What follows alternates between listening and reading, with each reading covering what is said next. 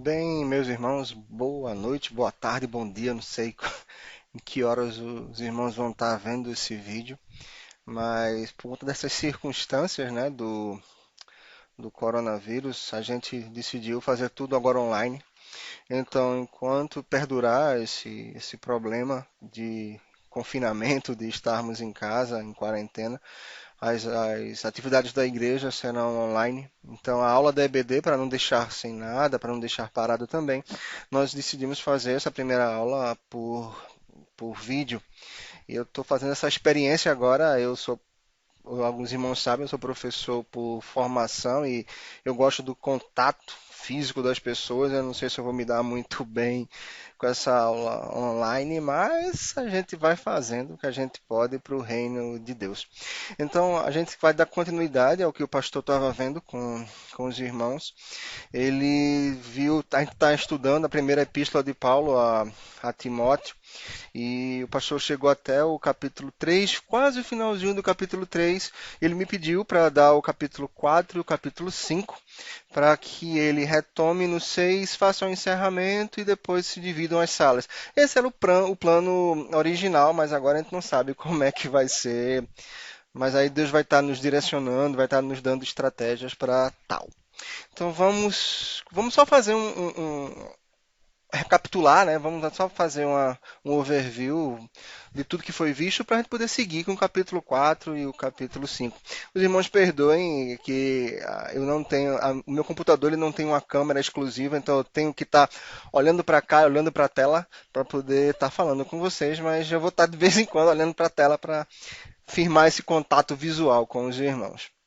Então, a gente está vendo a primeira epístola de Paulo, né? Então, só dando uma revisada, ela foi escrita na Macedônia, lá pelo ano de 63, possivelmente entre a primeira e a segunda prisão de Paulo. Então, é a 11ª carta de Paulo e a primeira carta pastoral.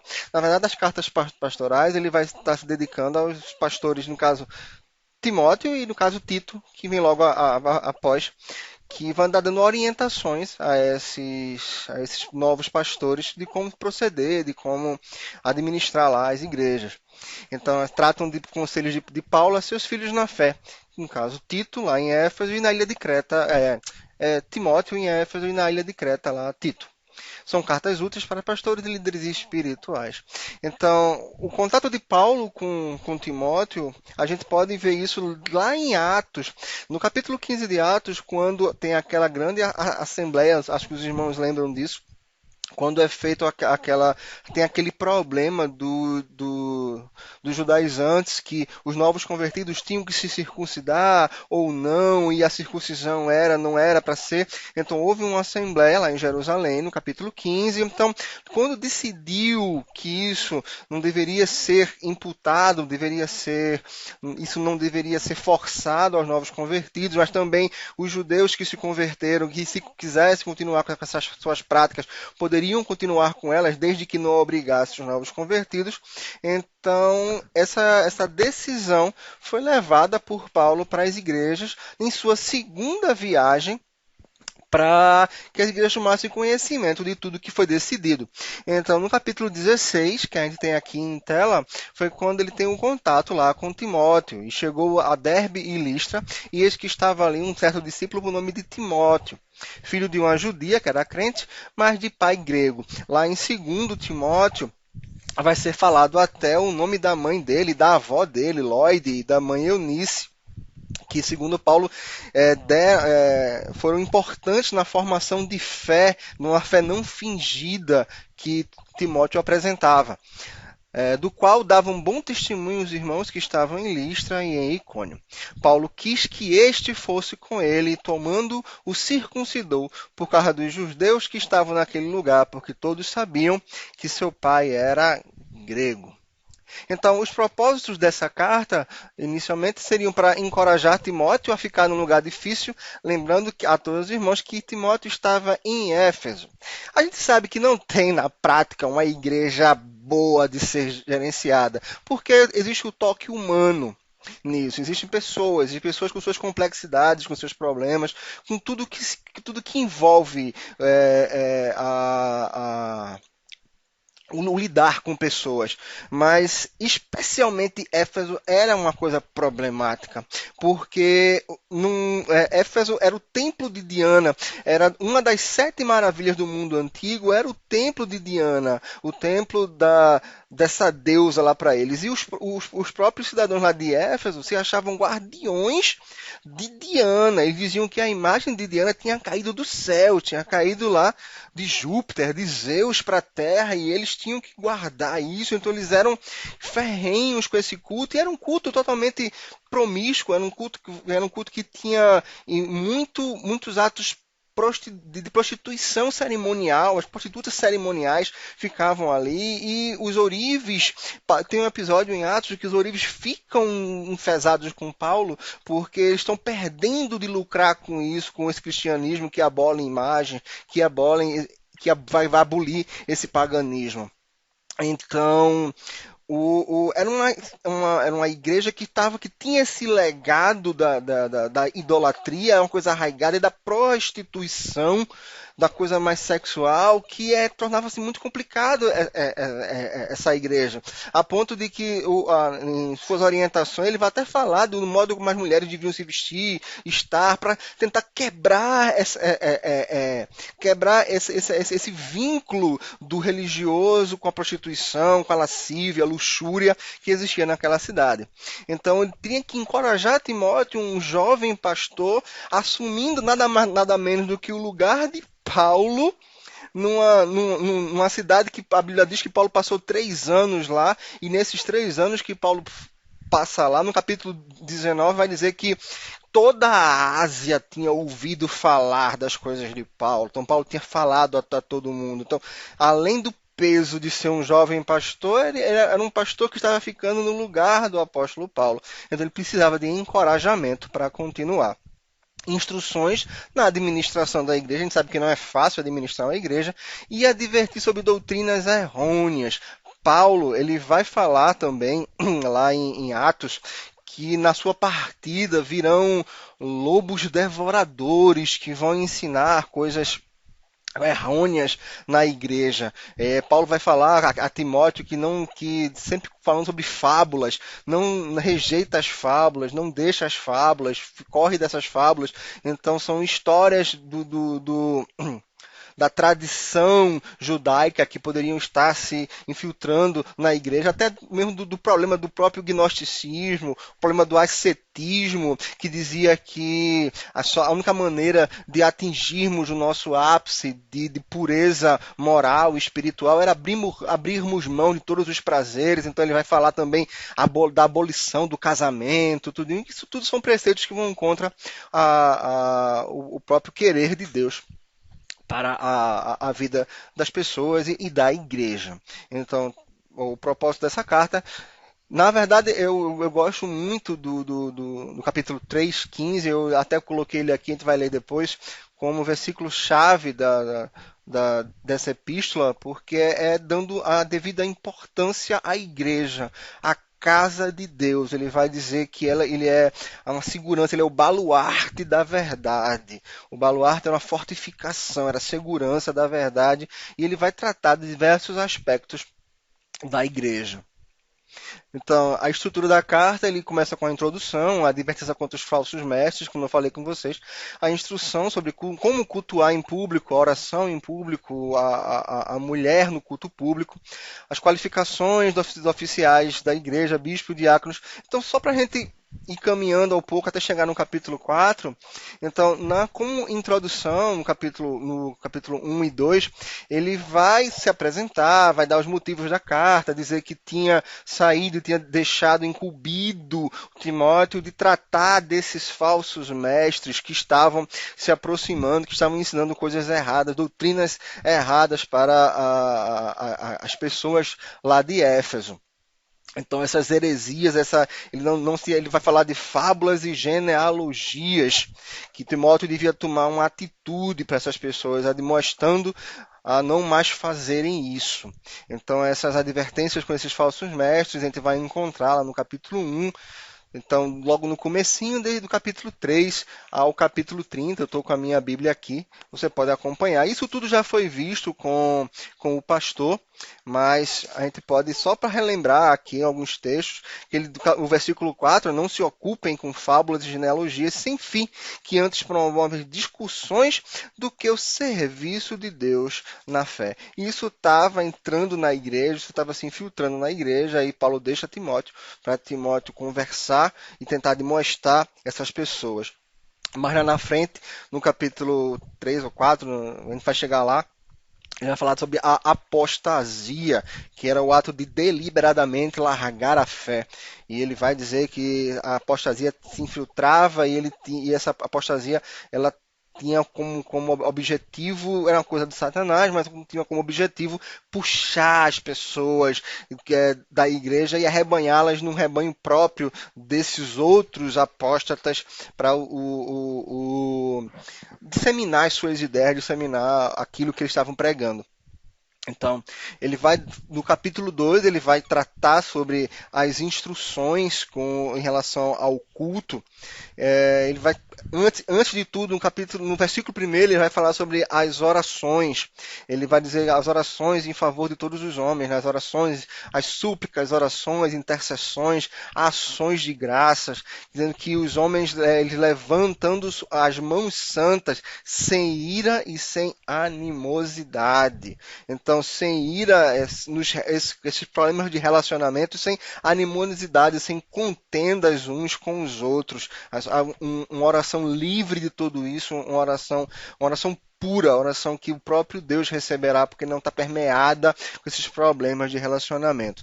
Ele vai falar do papel, no capítulo 2, das mulheres no culto, os trajes decentes, mulheres submissas durante o culto. Não que Paulo, a gente debateu isso em sala, o pastor falou muito bem sobre isso. Não que existisse um machismo, existisse nada, mas existe a questão do posicionamento do pastor, da mulher, cada um com a sua posição na igreja. As mulheres são extremamente ajudadoras, têm um ministério de adoração forte, ministérios maravilhosos dentro da igreja, mas Paulo precisa dar essa orientação lá para Éfeso e para Timóteo de como tratar isso na igreja. Então, o capítulo 3, ele vai dar a qualificação para os oficiais da igreja, bispos, pastores, diáconos. Então, isso o pastor viu qualificação por qualificação. A gente tem aqui algumas delas, então, o capítulo 3, fiel é a palavra, se alguém aspira ao episcopado, excelente obra almeja, e até a gente fala que se você pegar um anúncio de trabalho, você quer um trabalho que você vai ser rejeitado muitas vezes, vai ser combatido, você vai ser afrontado, mas no final você vai ser recompensado por Deus, as pessoas vão ficar, eu vou querer um trabalho desse tipo, mas é o ministério. O ministério tem muito disso. E é necessário, especificamente aqui, para essa igreja, mas acaba se estendendo para todas as igrejas, porque ele vai dizer mais lá na frente que o Timóteo ele vai ser o alvo dos fiéis, ele tem que procurar ser irrepreensível, porque as pessoas vão estar sempre olhando para ele, vão estar sempre tendo ele como alvo, como sendo mirado pelas pessoas, para que elas possam crescer junto com ele, mas também quantas igrejas a gente viu por aí que quando o pastor cai, elas caem juntos, porque a figura do pastor, a figura do líder acaba influenciando bem ou influenciando mal, mas é uma figura influenciadora. Então é necessário que essa figura, que esse líder, ele tenha algumas qualidades, tenha algumas qualificações para que as coisas andem bem na igreja. Então ele vai falar do governar bem a sua casa, não dado ao vinho, não violento, cordado, inimigo de contendas, não avarento, e ele não seja neófito, que é o novo na fé, para que não suceder que se ensoberbeça e incorra na condenação do diabo. Isso é o capítulo 3, versículo 6.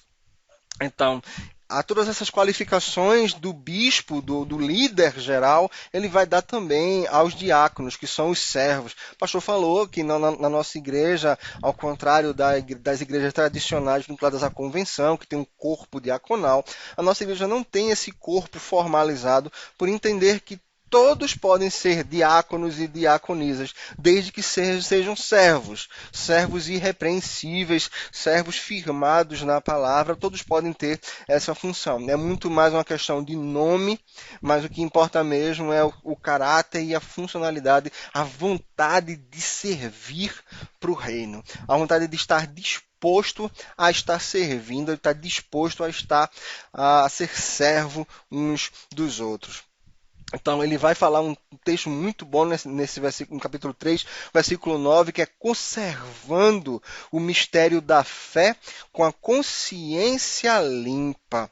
Então, ele vai estar sempre trazendo essa questão da fé com consciência. Quando ele vai falar lá no capítulo 2, para Timóteo, no versículo 18, que ele diz, olha, o que eu quero de você, o seu dever é que você combata o bom combate e que você fique firmado para isso, mantendo a fé e a boa consciência.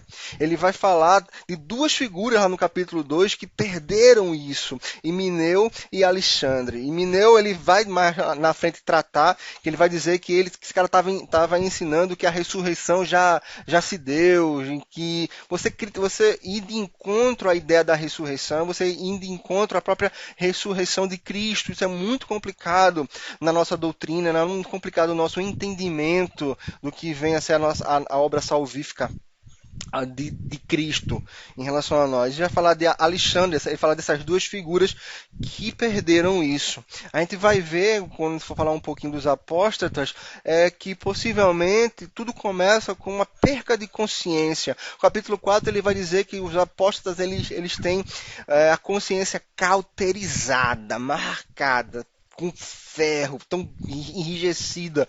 Então, possivelmente começa com uma consciência enrijecida, e isso vai fazendo com que os próprios entendimentos dele da verdade, os próprios entendimentos dele do que vem a ser o certo, do que vem a ser a palavra, acaba se modificando para dar razão e para justificar essa sua consciência cauterizada, essa consciência limpa que não existe mais. Então, para se manter essa consciência limpa, mudam-se as crenças, muda-se o que é pregado, muda-se a verdade e apostata-se da fé. Então, essa coisa do mistério da fé, da consciência limpa, é importante para os líderes e para nós também mantermos nossa consciência limpa. João, na primeira carta de João, quando ele vai falar do amor, tudinho, ele fala também de uma consciência limpa, de uma consciência que não nos acusa, de um coração que não nos acusa. É importante nós vivermos isso, é importante a gente ter isso em nossa mente. Então, tanto os bispos quanto os diáconos vão falar de ser marido de uma mulher só, então dá todas as qualificações. Então chega para a gente o capítulo 4, que vai falar sobre apostasia e exortações à fidelidade e diligência no ministério. Capítulo 5, deveres para com diversos grupos na igreja, velhos e jovens, viúvas e idosas, viúvas mais jovens, líderes da igreja e vários conselhos em relação a estes. Para mim, eu trago aqui o versículo-chave, que para mim é o que fecha muito, o entendimento dessa epístola, que é essa questão da verdadeiro sentido do que representa a igreja local. Para que, se Paulo tardar em ir ter com Timóteo, fique ciente de como se deve proceder na casa de Deus, que é a igreja do Deus vivo, coluna e baluarte da verdade. Então, essa questão da casa de Deus talvez fosse melhor interpretado como lar. Então, Deus como o grande Senhor dessa casa, o grande Senhor desse lar, e nós sendo aceitos através da nossa conversão, através da obra de Jesus, nós somos filhos, somos irmãos, irmãos. Paulo fala muito do tratamento de filhinhos, irmãos, uma coisa de família, uma coisa de se sentir familiar, de se sentir junto naquele âmbito tão agradável, tão querido que é o âmbito familiar. Então, é importante que a igreja mantenha essa visão de que ela, além de ser um corpo vivo, ela é família, é uma grande família, tendo o nosso Deus como o grande Senhor dessa família, o grande Deus vivo é o Senhor dessa família. E a igreja na sociedade é coluna e baluarte da verdade. Então ela é coluna, ela é sustentação, ela é suporte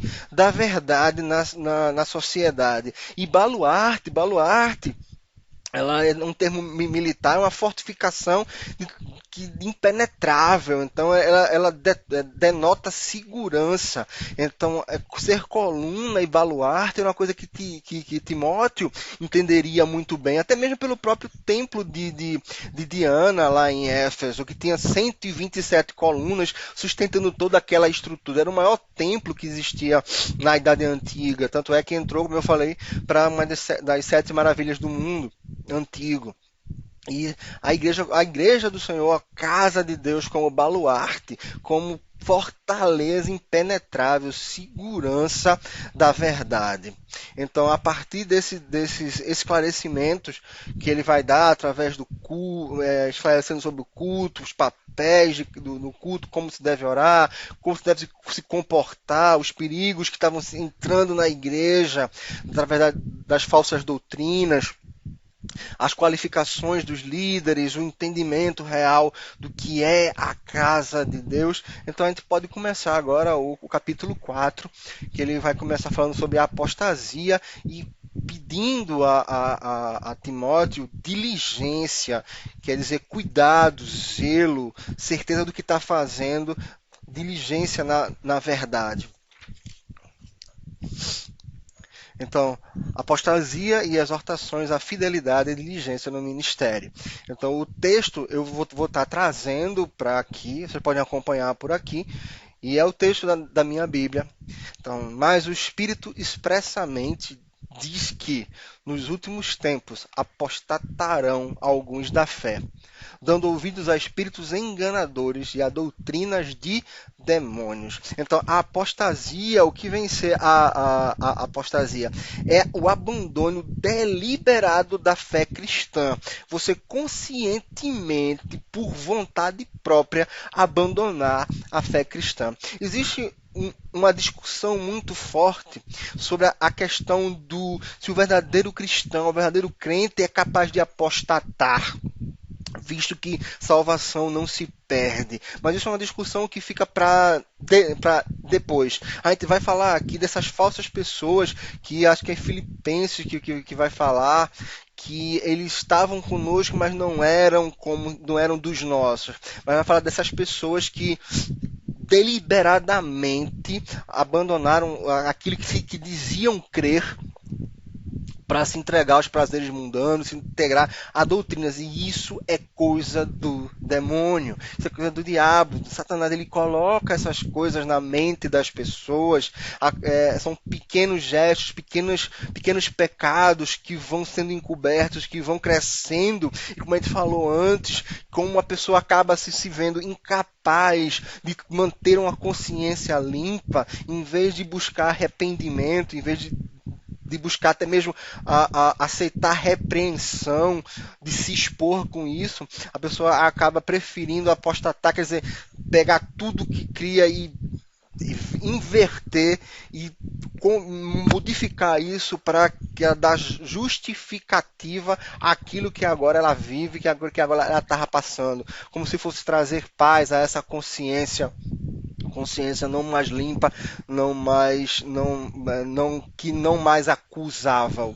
Então, o apóstata, ele vem isso. Então, lá em Atos 20, versículos 28 a 31, Paulo vai advertir que essas pessoas elas vão estar. Então, eu tenho aqui o texto, Paulo deixa lá para os Efésios, dizendo que, olha, olhai, pois, por vós e por todo o rebanho sobre que o Espírito Santo vos constituiu bispos, para apacentardes a igreja de Deus, que ele resgatou com seu próprio sangue.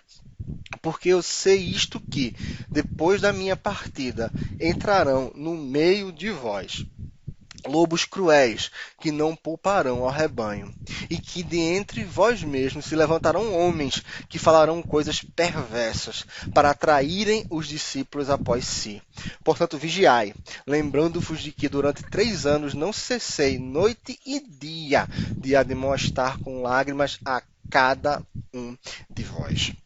Então, o objetivo dessas pessoas é arrebanhar pessoas, tirar pessoas da sã doutrina da igreja e trazer para si, dando uma certeza, falsa certeza sobre aquilo que eles estavam pregando, estavam ensinando agora para a igreja, seus falsos entendimentos. Então, mas é importante perceber que ele está falando de pessoas de dentro da igreja. É difícil a gente quando pensa nisso, a gente pensa nas seitas externas à igreja, mas o que ele está falando aqui são pessoas que vão sair de dentro da igreja. E infelizmente a gente tem percebido isso na nossa vida cristã, né? O quanto a gente tem percebido pessoas nos púlpitos ensinando heresias gigantes, heresias enormes, e os irmãos como gado seguindo isso sem questionamento algum, seguindo isso sem pensar melhor, sem rever as escrituras, indo após esses ensinamentos, que isso é obra de demônio, como aqui está dizendo o próprio texto de Timóteo. Então, essas pessoas, ele fala também, são hipócritas, pela hipocrisia de homens que falam mentiras, tendo cauterizado a sua própria consciência. Como eu estava dizendo, talvez essa cauterização tenha sido a primeira coisa que tenha acontecido, né? Uma consciência pesada, em vez de trazer arrependimento, mudança de vida, trouxe mudança de fé. Trouxe mudança de pensamentos dos seus ensinos. Eles preferiram converter isso. E é lógico que tem um peso demoníaco nisso, e que eles não se contentam em viver só com isso. Eles querem arrebanhar pessoas para si. Quantas igrejas têm se dividido e seguido caminhos tortuosos por pessoas que não concordam com aquilo que a doutrina, a sã doutrina apresenta para eles, e tem, através de seus próprios entendimentos, suas próprias visões do que a Bíblia diz, e tem levado pessoas do meio da igreja para caminhos horríveis. Aí ele vai falar aqui do proibindo o casamento e ordenando a abstinência dos alimentos que Deus criou para os fiéis e para os que conhecem a verdade, a fim de usarem deles com ações de graças. Porque toda criatura de Deus é boa e não há nada de que rejeitar, sendo recebido com ações de graças.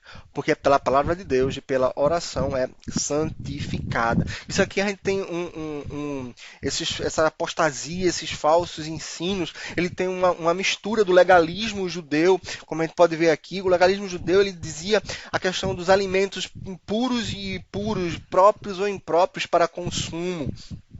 E isso era levado ao extremo lá. E a Bíblia está dizendo aqui que isso não existe. O próprio Paulo está falando para Tiago que isso não existe, que toda criatura de Deus é boa. Você dá graças a Deus e aquilo ali é santificado através da oração. É lógico que a gente vai ver textos da Bíblia falando que se o que eu for comer for causar escândalo, for causar problemas para o meu irmão, eu me abstenho de comer, não tem um problema em relação a isso, mas você está preso a isso. Existe um problema que a gente já estudou um pouco sobre a questão das carnes sacrificadas aos ídolos, que eram vendidas nos açougues, acho que lá em Coríntios se tratava disso, e que existe uma contenda entre os irmãos de comer ou não comer, se pode, se não pode, que aquilo ali não sei o quê. E Paulo vai dizer a mesma coisa, reforça a mesma ideia de que Deus está abençoando aquele alimento, então o passado dele, se for sacrificado aí, isso cai por terra. Agora, se isso for trazer escândalo, for trazer problemas, a seus irmãos, abrir mão disso, abrir mão de comer isso. Mas eles vinham com esse legalismo imposto para a igreja, os judaizantes, traziam esse legalismo judeu. E o ascetismo, né? O ascetismo oriental, como eu falei para vocês, os ascetas, eles diziam que só se conseguiria chegar no ápice da perfeição moral e espiritual, abrindo-se mão de todos os prazeres, tanto os prazeres pessoais, quanto os prazeres sexuais, todos os prazeres em todas as naturezas, em todos os tipos. Então você abrindo mão disso, então daí acaba surgindo a própria yoga, vem meio desse pensamento, a abstração da realidade, atingir a meditação, vem disso. Mas aqui quando ele fala proibindo o casamento, é justamente isso, essa mistura do ascetismo. Então, você vê que era uma mistura de crenças judias com coisas orientais que estavam assim, tentando se entrar na igreja, e isso vindo de pessoas da própria igreja. Não era ninguém de fora que estava trazendo, eram pessoas que estavam se levantando dentro da igreja e estavam conseguindo arrebanhar pessoas. E ele vai dizer para Tiago para peitar e confrontar essas pessoas, declarando o seu erro. Ele, como líder, ele vai ter um papel importante para declarar e afirmar que eles estão errados, que é o próximo texto, aqui, que ele vai dizer, ó, expondo essas coisas aos irmãos, serás bom ministro de Cristo Jesus, alimentado com as palavras da fé e da boa doutrina que tem seguido. Então, Tiago, bem alimentado com a palavra, ele vai falar mais na frente que Tiago devia perseverar na palavra, no ensino, na exortação, na leitura, ele bem alimentado, bem nutrido da palavra, ele teria condições de expor isso aos irmãos e confrontar o erro, confrontar o pecado que estava existindo lá. E ele vai dizer, olha, Tiago, não rejeita essas fábulas profanas e de velhas caducas. Ele vai falar essa questão da fábula em grego, é a palavra mutus, e isso eram ideias baseadas em ficção, histórias, em invenções. Então, essas invenções profanas e velhas e sem sentido, esse velhas caducas, da ideia de tolices. Então, eram fábulas profanas, fábulas invencionices que não faziam sentido em nada. Ele diz, exercita-se na piedade, na vida em piedade. Ele rejeita isso. E piedade ele vai trazer uma vida com Deus, andar com amor e fé, em alegria em tudo aquilo que é bom para a nossa vida. Então te exercita para isso. Aí ele vai dizer, pois o exercício físico para pouco é proveitoso, mas a piedade para tudo é proveitoso, essa vida em piedade, porque tem a promessa da vida que agora é e da que há de ser. Então, uma promessa de vida da que eles estavam vivendo naquele momento, mas também uma promessa de vida da que há de ser. E isso é uma coisa para nós também, vivermos em piedade. Quantos e quantos e quantos de nós vivem perdidos em discussões que não levam a nada, discussões que não acrescentam em nada, e há muitas vezes perdido em histórias invencionices, até por tradição de algumas pessoas e se perdem nisso, em vez de estar exercitando uma vida de fé, uma vida de comunhão com Deus, uma vida de andar com Deus mesmo. Fiel é esta palavra e digna de inteira aceitação. Ora, é para esse fim que labutamos e nos esforçamos sobremodo. Portanto, temos posto a nossa esperança no Deus vivo, Salvador de todos os homens, especialmente dos fiéis. Ordena e ensina essas coisas. Que coisas? De se viver em piedade, de se livrar da apostasia, de se livrar, rejeitar essas fábulas, esses ensinos de invencionice, esses ensinos tolos, se livrar disso e buscar viver a vida com Deus, uma vida de santidade, uma vida piedosa, como ele vai falar aqui. É para isso que a gente tem lutado e se esforçando de sobremodo, se esforçando tanto. Ninguém despreze a tua mocidade. Pelo contrário, torna-te padrão dos fiéis. Lembra que eu falei logo atrás a necessidade da qualificação do líder? O líder, ou a pessoa do líder, ele é padrão, ele deve ser padrão para os fiéis. O peso é muito grande, o peso é demais, a cobrança é gigantesca para a liderança. E não, quando eu falo liderança, eu não estou falando só para o pastor da igreja, mas para todos os cargos de liderança, para todos aqueles que estão lá na frente, que estão cantando lá na frente, que estão à frente dos jovens, que estão à frente das mulheres, à frente de qualquer departamento, à frente de qualquer coisa. Quem está na frente é atingido primeiro em lugar dos outros. Isso é clássico, isso é básico. Então ele é um esforço de ser padrão, é um esforço altamente bem recompensado, mas é um esforço às vezes sobre-humano pela cobrança gigantesca dos próprios irmãos, às vezes, em relação à liderança. Então ele vai falar, torna-te padrão, mas padrão em quê? Padrão na palavra, no conhecimento da palavra. Ele vai dizer, olha, aplica-te à leitura, exortação e ensino da palavra. Então, o líder, a pessoa que está lá na frente, ele tem que se debruçar na palavra.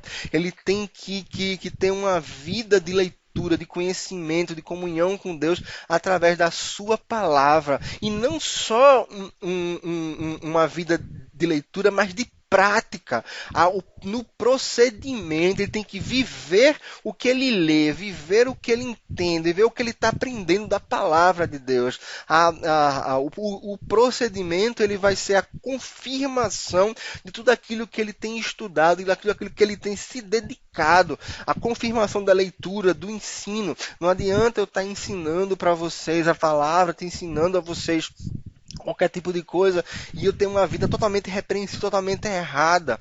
É importante a pessoa da liderança ter esse padrão e de ser irrepreensível pelos de dentro e pelos de fora. A gente viu isso no capítulo 3, quando ele vai qualificar lá os líderes, essa questão de ser irrepreensível. Então, tanto os bispos, presbíteros, diáconos, que todos têm essas funções de dentro da igreja. Irrepreensível no amor, na fé e na pureza. Ele vai dizer, não te faças negligente para com o dom que há em ti. O que é negligência?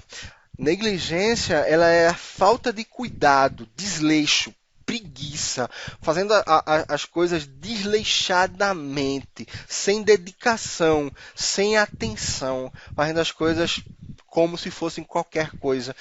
A chamada para o ministério que foi feito para o Tiago, ele diz, o dom que há em ti, concedido mediante profecia, com a imposição de mão do presbitério, esse dom foi uma escolha divina, antes da escolha humana, é uma escolha divina para o ministério. E você ser negligente com isso é horrível, porque você está indo de encontro à vontade de Deus e o querer de Deus. Eu sei que não é fácil ouvir e atender ao chamado de Deus. Muitas vezes você não encontra motivos, não encontra razões para fazer o que Deus está pedindo para você fazer, mas não devemos ser negligentes para com que o chamado que Deus tem para nós, principalmente um chamado de liderança, um chamado de cuidar da igreja, seja ele em qual cargo que seja. Ele vai dizer, medita nessas coisas e nelas ser diligente, que é justamente o contrário do negligente. O diligente é o que age com cuidado, atenção, dedicação, para que o teu progresso a todos seja manifesto. Tem cuidado de ti mesmo e da doutrina. Continua nestes deveres, porque fazendo assim, salvarás tanto a ti mesmo como aos teus ouvintes. Ele não está falando que Tiago tinha poder de trazer salvação para ninguém, mas ele está dizendo do poder de tornar-se padrão. Como eu falei aqui no começo desse vídeo, quantas igrejas têm caído quando o pastor cai com ela. Não que nós devemos idolatrar a figura do líder que está lá na frente, mas querendo ou não, ele é uma figura visível e quantos se espelham nele para a sua vida cristã. Então, ele tem que ser o padrão para os fiéis. Ele torna-se padrão para os fiéis. E o cair dele acaba levando muitos outros com ele. Então o peso, a cobrança em cima dele é muito maior por conta disso, por conta da sua posição e por conta do que se espera dele e de como a igreja depende dele para o seu andamento. Então, o capítulo 4 a gente termina por aqui. Então, nós vamos entrar agora no capítulo 5. Então, deveres para com diversos grupos da igreja. Então, ele continua dando direcionamento a Timóteo e agora ele vai falar sobre alguns grupos que existiam na igreja. Eles começam falando sobre velhos e jovens. Tiago era um pastor jovem e talvez, para a sua juventude, ele se sentisse inclinado a rejeitar os mais velhos com toda a sua bagagem. E ele querendo, poderia haver um tratamento diferenciado para ruim em relação a eles. Ele vai dizer, olha, não repreendas o homem idoso, antes exorta-o como a pai, aos moços como a irmãos, às mulheres idosas como a mães, as moças como as irmãs, com toda a pureza. Lembra que eu falei do capítulo 3, versículo 15, da casa de Deus, do lar, do intuito de família? Isso aqui está muito bem representado aqui, com a figura do pai, da mãe, dos irmãos e das irmãs. Então ele vai trazer esse entendimento de que a igreja é uma família e os membros mais velhos devem ser tratados como pais e mães, não sendo peitados desrespeitosamente só por conta da sua posição da igreja, mas tratados como família. Até mesmo o tratar com os mais jovens, ele tratar como se trata a irmãos. É lógico que a igreja precisa de disciplina, as coisas precisam ser disciplinadas, precisam ser coordenadas e organizadas, mas é o modo como se fala. Por isso que ele vai falar que uma das qualificações é que não seja neófito, para que ele não venha se ensoberbecer disso, que ele não venha encher o peito, inflar o peito, querendo ser melhor do que todos eles. O papel do líder é papel de cuidado, cuidar das igrejas. O pastor fala isso, eu concordo muito, o pastor é um subpastor. O pastor mesmo é Jesus Cristo. E os subpastores encarregados da igreja têm que tratar os irmãos com o mesmo amor que Cristo trata a todos nós. Então, o cuidado de ser família, o idoso como pai e como a idosa como mãe, os irmãos como moços e as moças como irmãs, com toda pureza. E ele vai falar isso especificamente para o trato das mulheres, as mães e as moças. Talvez para salvaguardar a reputação de Tiago nas visitas que eles poderiam fazer às senhoritas e às senhoras. Então, com toda a pureza e com todo o cuidado para o trato com eles, mas tratá-los como irmãs. Não com afrontas, não com o peso da disciplina, mas com palavras doces, palavras de família, como tratamos nossas próprias famílias.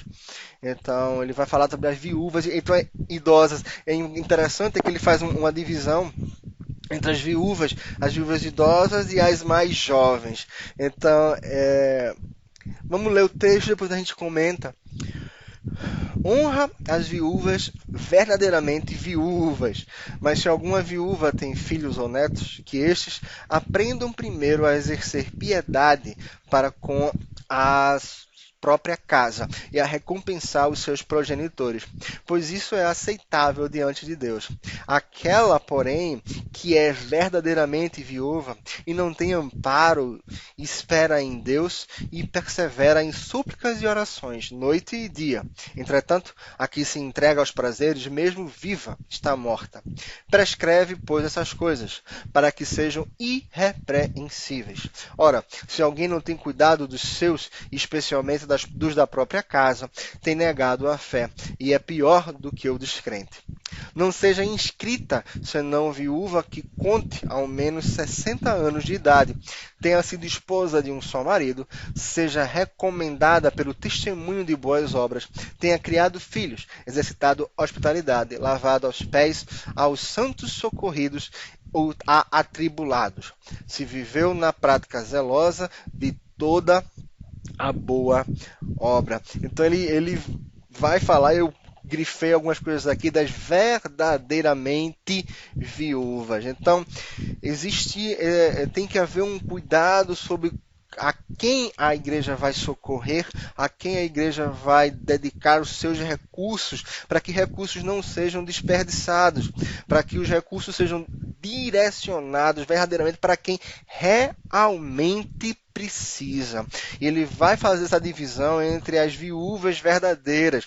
É lógico, como ele fala aqui, que se a viúva tem filhos, ou até mesmo netos, na falta dos filhos, os netos devem se encarregar dela. Mas se ela tem familiares que possam socorrer ela, não é papel da igreja socorrê-las, porque é papel inicialmente da família socorrer essas pessoas, essas viúvas. E além do mais, elas têm que ter uma vida irrepreensível para que a igreja possa dar esse socorro a ela. E eu lembro de quão forte é o papel das viúvas no meio da igreja, através das orações, através do ministério das mulheres. Elas têm um papel importantíssimo de sustentação dos ministérios a mais que existem na igreja. O ministério pastoral é sustentado fortemente através da oração das mulheres e muitas viúvas. Então, é importante que essa pessoa, para que a igreja possa auxiliar, ela seja irrepreensível também. E até porque fica implícito aqui, quando ele diz que não seja inscrita, é como se fica implícito que existia um rol dessas viúvas que deveriam ser ajudadas pela igreja. E elas deveriam ter também uma função para isso. É lógico que aqui a gente não está falando de um grupo de mulheres que vão abrir mão da sua vida para estar na igreja, como as freiras. Não, mas viúvas que querem se dedicar ao trabalho do Senhor. E a igreja honra com isso através do sustento. Aqui falando para Timóteo. Ele até dá uma idade para isso, de 60 anos, que para a época poderia significar o idoso. Hoje a pessoa com 60 anos está muito bem e obrigado. E não tem mais, talvez, na época aqui, uma mulher com 60 anos, talvez não fosse mais possível para ela casar novamente, e constituir família, ter filhos, tudo. E talvez ela ficasse realmente à mercê da própria sorte, desde que ela não tivesse quem a sustentasse, filhos e netos. Tudinho. Então ele vai falar que elas não devem ter amparo, tem que ser irrepreensíveis, uma idade. Ele vai falar que de esposas de um só marido. Lembra da qualificação dos pastores e dos diáconos, que é marido de uma só esposa? Aqui ele vai falar que das viúvas mais novas, até incentivar elas a casarem. Então, é estranho aparecer aqui, à primeira vista, essa questão de ser esposa de um só marido, mas aqui não está representando não tanto essa questão, mas talvez seja uma visão da índole moral dessa mulher, de não ter vivido na luxúria, de não ter vivido uma vida pecaminosa. Então, porque faz muito mais sentido, porque logo após ele vai falar de casamento. Então, tem muito mais a ver com o caráter do que ela ter sido viúva e ter se casado de novo e ter tido a falta de sorte de ter enviuvado mais uma vez. E assim estaria fora dessa lista? Não. Desde que ela tenha sido realmente irrepreensível. Ele vai falar agora das viúvas mais jovens, ele mais rejeita as viúvas mais novas, porque quando se tornam levianas contra Cristo, querem casar-se, tornando-se condenáveis por anularem seu primeiro compromisso. Que primeiro compromisso? Então, o que eu estou dizendo, implicitamente, talvez existisse um acordo da igreja com essas pessoas, daquela lista que ele vai de inscrição lá, para que essas viúvas, elas, por vontade própria, se dedicassem ao trabalho, a servir a igreja, a servir a igreja com hospitalidade, que era uma coisa importante naquela época, que as pessoas iam muito, viajavam muito, então precisavam ter lugares para repousar. Então, talvez fosse serviço delas também entrar com a hospitalidade, acolhendo esses viajantes com toda a humildade e com todo o carinho e que essas pessoas, e o cuidado que essas pessoas merecem. Então, eles vão dizer que as mais novas, elas acabam se tornando levianas. Esse leviano aqui tem todo um sentido de luxúria, de desejarem homens. Então aquele compromisso que foi feito de só viver para a casa do Senhor, de se dedicar à obra, aquilo é jogado para trás e ela agora parte para se casar de novo. Eles rejeita essas daí, deixa essas aqui, não escrevem elas nessa lista aí de ajuda, porque elas têm condições de seguir a sua vida. Além do mais, aprendem também a viver ociosas, andando de casa em casa. E não somente ociosas, mas ainda tagarelas e intrigantes, falando o que não devem. Quero, portanto, que as viúvas mais novas se casem, criem os filhos, sejam boas donas de casa, e não deem ao adversário ocasião favorável de maledicência, pois com efeito já alguns se desviaram, seguindo ao Satanás. Ele está falando aqui de casos concretos, então possivelmente deve ter chegado ao ouvido de Paulo algumas situações dessas viúvas jovens causando problemas na igreja. Aí elas firmaram esse compromisso de estar servindo na igreja, e ficaram atrás de homens para arrumar o casamento, e por conta desse cuidado da igreja, desse sustentar da igreja, elas se acomodaram a essa situação e, por viver ansiosas, acabavam gerando intrigas, fofocas e falando demais. Então são casos concretos que Paulo está falando aqui. Se alguma crente tem viúvas em sua família, socorra-as e não fique sobrecarregada a igreja, para que essa possa socorrer as que são verdadeiramente viúvas. É o que eu estava falando, são os recursos da igreja sendo aplicados com os verdadeiramente necessitados. A gente sabe que tem pessoas nas igrejas que se aproveitam da igreja, que querem viver às custas da igreja, e isso tem que ser observado pela liderança da igreja, tem que ser observado por aqueles que tomam conta dessas decisões, a quem ajudar e a quem ajudar. É claro que muitas vezes as pessoas vêm com histórias pesarosas que abalam o nosso emocional, mas a igreja precisa ser diligente em tudo, até mesmo com a utilização de seus recursos para auxílio a essas pessoas que mais precisam. No caso aqui, ele está tratando das viúvas. Ele vai falar agora sobre a liderança da igreja. As igrejas, elas eram lideradas pelos presbíteros. Então, o presbítero ele tinha basicamente duas funções. Existiam aqueles que governavam, que administravam a igreja, e aqueles que ensinavam, aqueles que se dedicavam à leitura da palavra, a viver na palavra e ensinar a palavra para a igreja. E, ocasionalmente, aqueles que acumulavam as duas funções de organizador, de administrador e de levar a mensagem, o ministério da palavra. Segundo, é a figura do nosso pastor hoje em dia. A maioria das igrejas, o pastor ele é o líder administrativo e o líder eclesiástico. Mas aqui a figura, como aqui não tinha muito isso, dessas figuras hierárquicas, mas precisava ter pessoas na igreja para administrar e para levar as palavras, até porque os apóstolos e quem veio após ele, no caso do próprio Timóteo, aqui como é o caso, eles não podiam dar atenção a todas as igrejas de uma dada região e ser o pastor, então precisavam deixar pessoas lá cuidando disso. Então, ele vai dizer que devem ser considerados merecedores de dobrados honorários os presbíteros que presidem bem. Então aqui está falando aqui da questão da organização, da governança da igreja, da administração da igreja. E com especialidades que se fadigam na palavra e no ensino. Aqui a gente traz uma leitura daquela da dedicação exclusiva, aqueles que estão exclusivamente voltados para a palavra e para o ensino na igreja. E ele vai falar da justa retribuição, do viver justo que é essas pessoas receberem da igreja para se dedicarem a ela. De ser lícito viver disso, pois a Escritura declara: não amordaceis o boi enquanto pisa o trigo, e ainda o trabalhador é digno do seu salário. Então ele vai dizer que é lícito a igreja dar essas pessoas dobrados honorários. Pode ser entendido aqui como um valor fixo que se dava talvez às viúvas e aqui fosse dobrado, mas também como uma boa quantia. Faz parte dos planos de Deus que a igreja sustente os seus pastores nas suas necessidades, que os seus líderes tenham as necessidades supridas pela igreja local.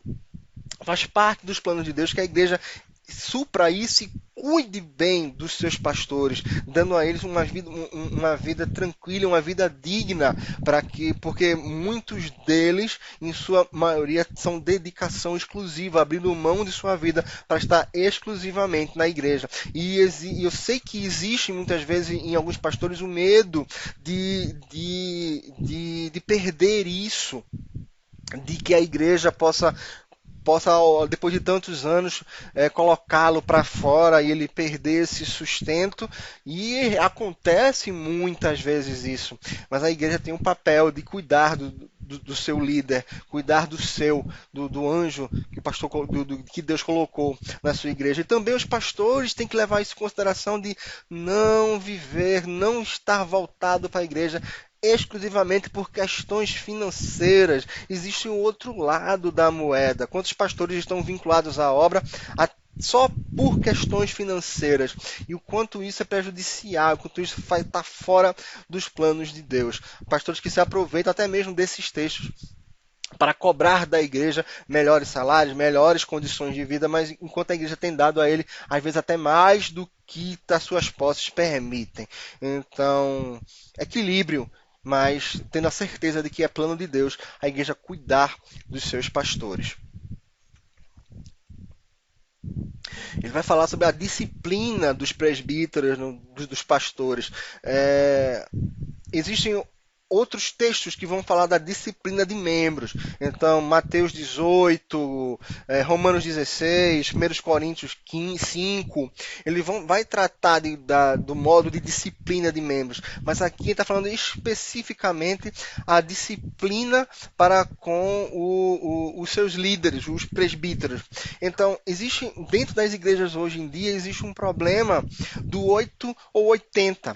Então, ou muitas vezes não há disciplina, o que vai acarretar para a igreja desobediência e pecado no seu meio, causando dissensões, causando intrigas, causando divisões, até mesmo igrejas fechando as portas por conta da falta de disciplina, ou a disciplina demais. Normalmente esse quadro são líderes que se julgam donos da igreja e baseado nos seus próprios entendimentos, nas suas próprias vontades e caprichos, julgando com pesos enormes as pessoas, muito parecido com o que acontecia com os saduceus e fariseus, que jogavam cargas pesadíssimas nas costas dos outros, quando eles mesmos não conseguiam levar nem com um dedo aquilo, não tinham nada nas suas costas. Então, mas a disciplina é necessária dentro da igreja, mas com equilíbrio. A disciplina é para trazer restauração, é para se acusar do pecado, mas se tratar do erro e trazer restauração para aquele envolvido. Ele vai dizer do cuidado aqui, de que não aceiteis denúncia contra presbíteros, senão exclusivamente sob o depoimento de 2 ou 3 testemunhas, denúncias infundadas.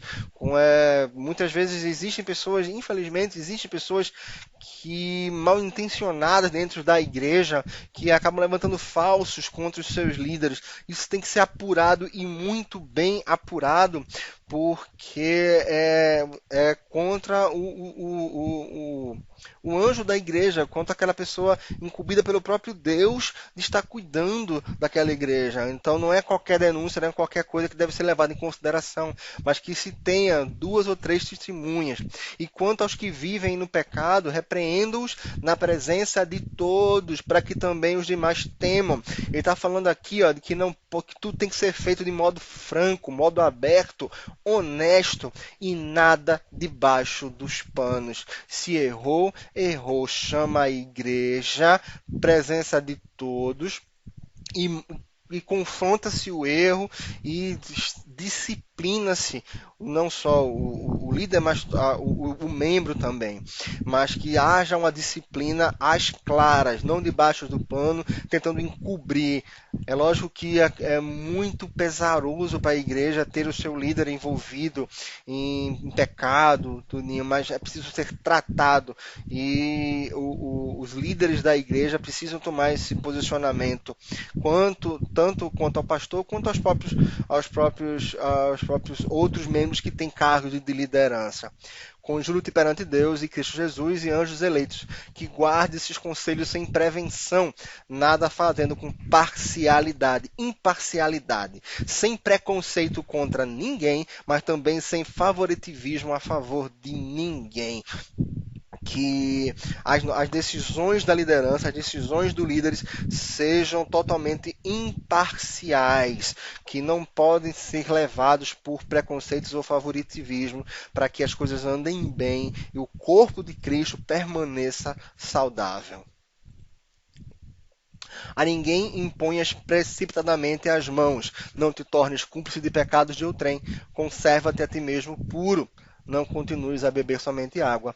Usa um pouco de vinho por causa do teu estômago e das tuas frequentes enfermidades. Os pecados de alguns homens são notórios e levam a juízo, ao passo que os de outros só mais tarde se manifestam. Da mesma sorte também, as boas obras antecipadamente se evidenciam, e quando assim não seja, não podem ocultar-se. Quanto a esse texto, existem duas correntes de entendimento. Fala-se que essa imposição de mão, ele tá falando ainda do presbítero pego em pecado, que foi levado à congregação e foi disciplinado. E aqui seria a imposição de mãos com relação do arrependimento e do refazer dessa vida. Ele diz, ó, não faça isso precipitadamente, espera, julga, olha, observa, que talvez as mais obras dele ainda estejam lá. E a outra corrente diz que é a seleção dos presbíteros, que era feita através de imposições de mãos. Ele diz, ó, cuidado quando for escolher também os seus presbíteros, para que não venha trazer pecado contra ti mesmo. Então, todas as duas correntes exigem da igreja, todos os dois entendimentos exigem da igreja e do presbitério um cuidado em relação a agir precipitadamente. E eu falo da questão da parcialidade, né? Às vezes por favoritivismo de alguém ou por realmente estar voltado para aquela pessoa na hora, você quer resolver um problema, ou você é movido pela emoção. Ele fala aqui do cuidado em relação a essa imposição de mãos aqui. Eu prefiro a segunda corrente, que fala da questão da seleção dos presbíteros. Então, na questão da seleção dos líderes, toma cuidado quando for escolher esses homens, julga os seus atos, espera, faz uma pesquisa para que não venham pessoas erradas para dentro da igreja. A igreja às vezes é movida por boas palavras. Eu vi um texto uma vez que dizia que falava de um pastor e dizia-se que ele era um excelente pregador a ponto de desejar que ele não saísse do púlpito, mas ele como homem, ele era um homem horrível a ponto de se desejar que ele não subisse ao púlpito. Então que a igreja tome cuidado em relação a isso, a seleção dos seus presbíteros. E aqui está falando para Timóteo que ele tome cuidado com isso, não vá precipitadamente impondo as suas mãos para qualquer pessoa. E assim a gente termina o nosso capítulo 5 e que eu não sei como é que vai se dar as próximas aulas. Eu espero que os irmãos tenham sido proveitoso. Eu prefiro aulas, como eu falei, ao vivo com as pessoas. Eu gosto da interação. Eu falo muito e eu preciso para que a aula ande da interação das pessoas. Talvez eu passe a fazer lives e que as pessoas possam interagir comigo, as coisas possam andar melhor. Mas que Deus nos abençoe e que a sua palavra possa estar presente nas nossas vidas. Vamos orar.